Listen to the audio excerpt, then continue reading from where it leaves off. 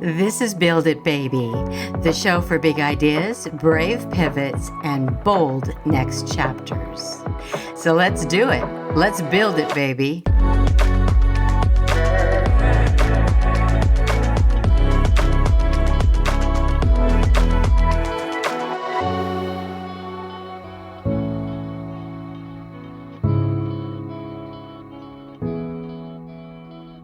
Welcome to our fourth season of Build It Baby. I'm Penelope Bent, and today I want to talk about something that almost no one prepares us for, but absolutely everyone who builds something meaningful has to learn. And that is how to be comfortable with being uncomfortable. And the truth is, discomfort isn't bad. It is merely your entry fee. So let's do this. Let's build it, baby.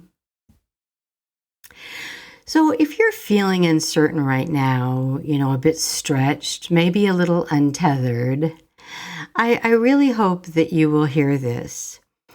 In reality, nothing has gone wrong. You may actually be right where you need to be, perhaps on the verge of building something great.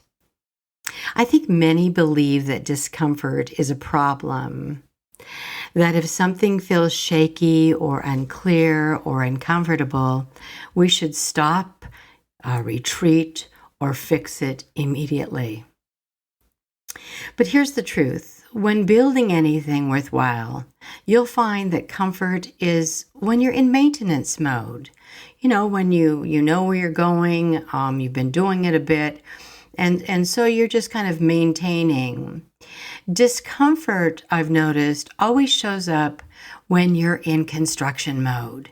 When you're in the actual moment of building something new, something that's expanding, something that is been eating or edging you toward creation, creating. And that, my friend, that's my happy place. I just love all of the questions that go with the beginning of a build. Do I do it this way? Do I take this approach? Do I have enough money to build a damn thing? Will anyone want my product or service? I have always found that to be some of the most exciting times in my life because to me, it's an adventure. And I completely trust in this creative urge. And I have had that urge from, the beginning of time. I think I mentioned months ago that when I was very, very little, I had these little goldfish. I think I was in kindergarten or first grade. And I remember coming home from the library where my mother was trying to introduce me to books. And I was looking at my goldfish and I just came out with, I need to write a book about my goldfish, and I headed toward the paper and pen. So I think I was just born with that desire, that creative urge, and I think we're all meant to expand. So I think we all have a bit of that. And I think that discomfort actually comes from it's the unknowns. It's what should you expect? What does this new road traveled look like? Will the new job be everything that you had hoped for? All of this is unknown territory. It's new. And then discomfort kind of picks up the pace and all of a sudden fear jumps in. And now you've got that real anxiety attack and you're worried about, gosh, should I even make the next step?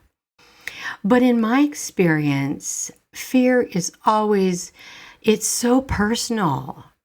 It's that little nagging voice that whispers, who do you think you are? Stay little girl. You don't have the chops to play with the big boys and girls. Fear always hits you with that deeper attack. And that takes discomfort, in my experience, to a whole new freaking level. Then I'm really doubting myself. I've mentioned, bought every book known to man on fear. So I understand that emotion. The good news is I've learned to really see it for what it is. And anytime you build something new, Whether it's a business, a career pivot, a new identity, a new life, there is a moment where the old version of life no longer fits you. And the new one, well, it's not fully formed yet. I get that. I that's one of the scariest moments in moving forward in this lifetime. I think that's why so many people stay in roles or patterns or lives that they truly have outgrown. Not because they lack ambition, but because familiar discomfort feels less risky than unfamiliar possibilities. Think about that for a minute. So we'll stay stuck because we're comfortable with our discomfort. When there's unfamiliar possibilities, that discomfort seems to pick up the pace to a whole other level. But I really think there's a bigger disconnect here. And I've thought about this a lot. I think the real problem is that most people have completely forgotten how brilliant they really are. And let me tell you, I have worked with so many people in my lifetime. I have coached so many men and women. And it amazes me how brilliant these individuals are. They just forgot about that creative intelligence that we all possess. It's that gift we're given when we were given life. So I always have kind of felt that, as I've moved through my lifetime and met with so many wonderful, beautiful people, that my job in reality has been to really remind them of their brilliance, of this creative intelligence that they are really so connected to, and the way to actually find that. I believe discomfort is the entry fee. It's not a punishment. It's not a red flag, but it's the cost of admission to building something meaningful, really meaningful, something that's aligned with who you are and what you want to, what you want to be. What are those dreams? What are those desires that are really, laying there in your heart? If you're comfortable all the time, you're just probably maintaining, not building. And the big question here is, how's that working for you? I mean, are you okay with this? Are you okay to just kind of go along to get along? Or are you digging life, excited about what is next? If you're in that good space, then good for you. You must have found your sweet spot. But I find by nature, humans have been given an irresistible urge to create, to expand, to move forward. And that can feel by most very uncomfortable, very scary, and it may create an automatic, "Oh, hell no," response. I ain't going there. I'm staying put right where I am. But then there's another discomfort. Come on, girl, why haven't you moved forward? Where's your faith in yourself and in the universe and in the idea that you've come up with? Feeling uncomfortable about your next move, that doesn't mean you're failing or you have a major problem. It means you're in the process of your build and you're trying to catch up with this expanded idea you have of your new life and the new you. Think about that for a second. It's just a moment of playing catch up.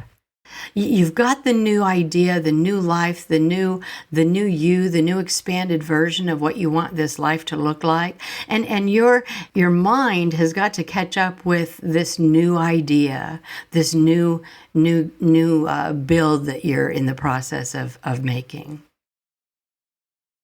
I think the real question is, and the bigger question is, why does it feel so personal, so intense?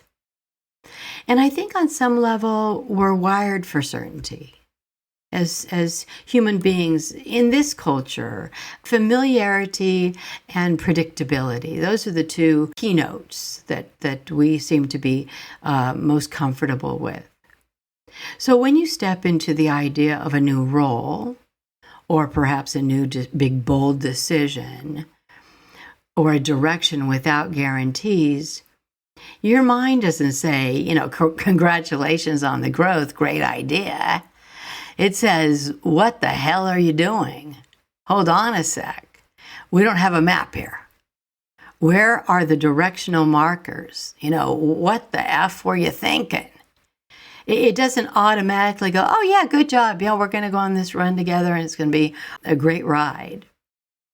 And that can create a feeling of fear or doubt or even shame for thinking that you could actually be that big or that smart to pull the damn thing off. But let me tell you something. Fear does not mean you're not ready to expand and grow. Many say building requires courage, not guarantees. And I disagree. I believe we all have a built-in guarantee. That guarantee is our own creative intelligence. We just don't trust it yet, or we haven't completely discovered it. And that's okay. Not all discomfort is the same. And if you really break it down, there's actually two kinds of discomfort. There's an aligned discomfort that you feel when you're stretching. You can feel the expansive activity, the excitement of it all. It often comes with clarity after the action. This is the discomfort of growth. And then there's a misaligned discomfort. It feels draining and heavy and shrinking. It slowly disconnects you from yourself. And here's the key distinction. Not all discomfort is growth, but all growth does contain a bit of discomfort. And learning to tell the difference, well, that's called self-leadership. That's success by design, not by default. And that's where you learn to rely on the trust in the creative process. The process of moving your idea, which lives in the unseen, into your reality, the seen, into that moment of manifestation. When you are in alignment with yourself, you will no longer chase certainty because it feels safe. I guarantee you, you will step out because you will discover you have the capacity to handle discomfort. It's built in. Being comfortable with being uncomfortable is not a personality trait. It's a skill. And here are 3 ways to build it. First, number 1, name it. Say it. This is discomfort. And understand, it doesn't mean danger. It just means you're a bit uncomfortable. It's kind of scary right now. But that one sentence changes everything. It activates the trust in the build and in your relationship with the universe. Because even though you're a bit uncomfortable, it's not dangerous. Why? Because you're trusting in that creative process. You're trusting in life. You're trusting in the universe that it's going to help you expand and build this meaningful lifetime or moment of your life. Second, shorten the timeline. You don't need to feel lifelong clarity. This is in chunks. You just need the next honest step where you shift from the believing I can do it to the knowing. That's huge. Believing, that's kind of a, okay, I'll say my affirmation. You have to get past the affirmation. You know deep down to your bones. Yeah, I can pull this off because life's working on my behalf, not against me. This is where you know you can do it, where you trust in the creative urge because it was a gift. It's not going to be a bad gift. It's a creative urge. You know you can step out to expand. You can grow.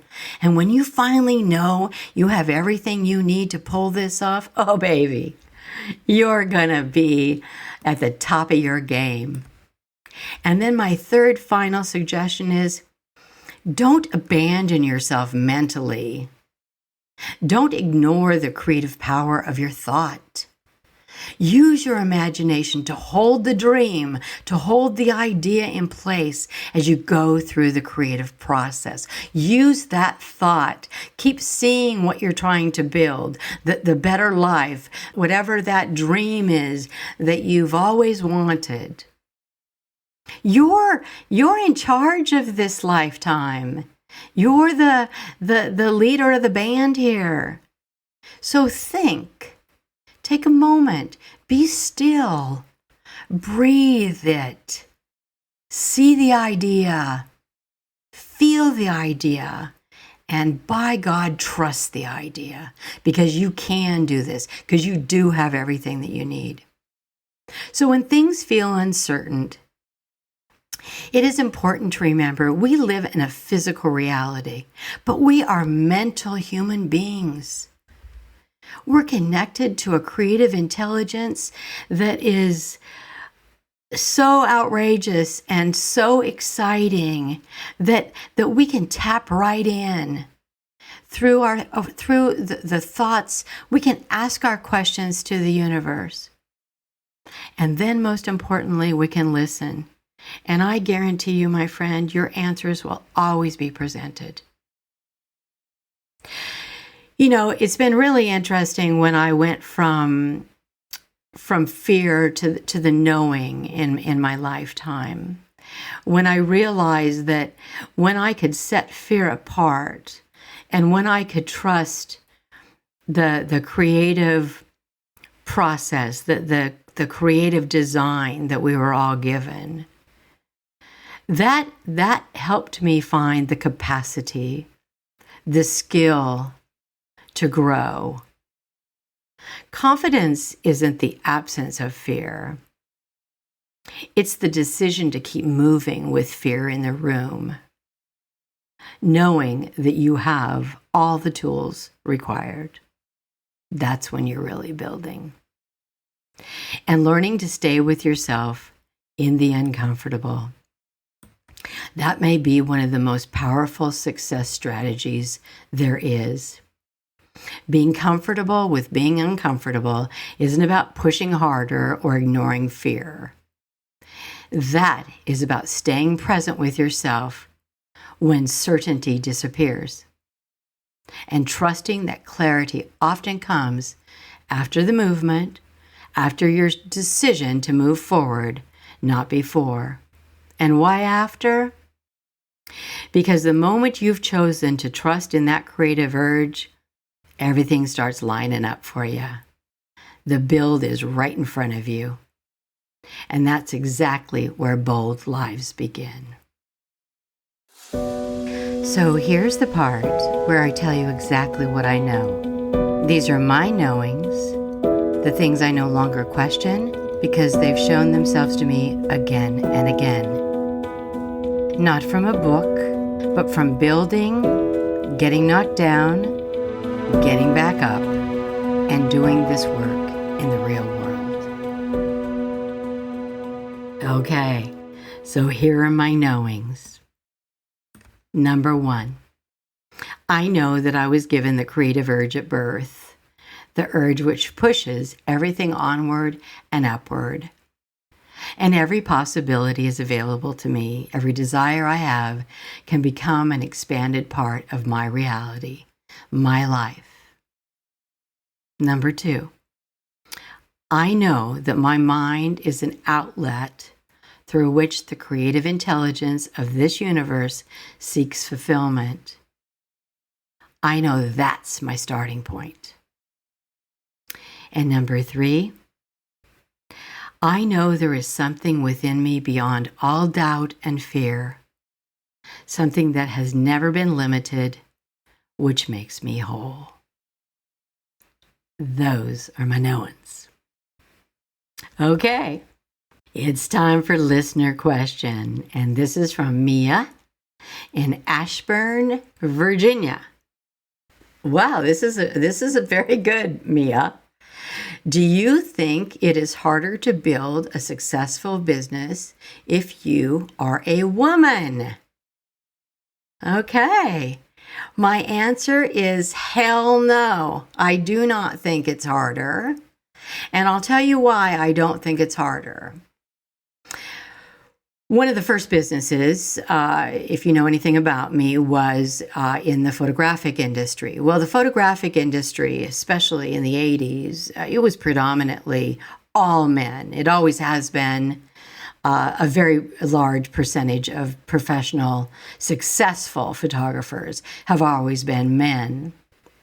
But I don't know whether I was just plain naive or the fact that I had to get busy with it because I had a little girl that I needed to support, and I, was the receptionist at the photography studio that my previous husband and I owned, and I wanted to hold on to the business, so I was kind of forced in the idea of becoming the studio photographer. And so my desire to survive was probably the most important element to kind of get busy with it. And I learned that it wasn't about whether I was a female or a male. It was always about my work. When I was given the front cover of my first magazine, in Italy, there were many men that were presenting their work. Did they choose me because I was a woman? Absolutely not. In business, I don't really think it matters whether you're, whatever your color or stripes are. I think it all boils down to one thing, and this was a fact 50 years ago, and it's still a fact now. It's all based on your work, baby. If I can shoot a better layout than the other guy, my stuff ended up on the front cover. If I understood the message and I could create the visual for it better than the other guys, female, male, whatever, I got the front cover. It's not about pink polka dot or purple stripes. It's about how great is your work? How well do you do the job? How easy are you to work with? How creative are you? How tapped in to that fifth gear do you have? That's what makes a successful business. No, I don't buy it for a moment that women are put down because I'm sure that there's experiences out there, and I do believe that the financial aspects of what a woman is offered for a position may be less than what a man might be offered. But quite frankly, it's all about performance and demand. I was paid just as much as the men were paid because that's what I damn well expected, because my work was just as good, if not better. So that's what I believe in business, and I believe that today ever more so. If you're great at your job and you're great to work with, then by God, I think everyone wants you to thrive. No. So that's the answer to my question. I do not think that it is more difficult for a female in this world. I think it's all about, how you present it.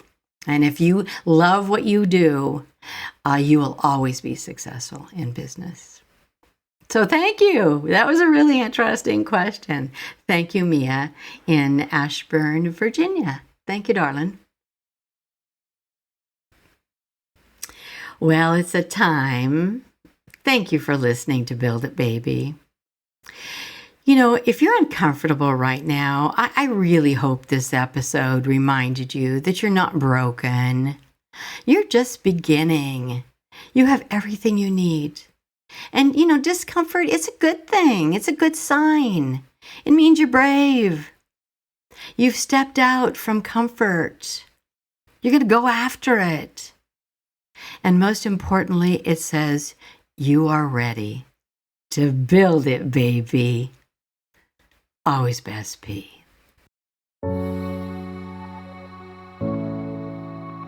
Build It Baby is a Rainy Day Production House original, hosted by Penelope Bent and produced and edited by Morgan Clymer.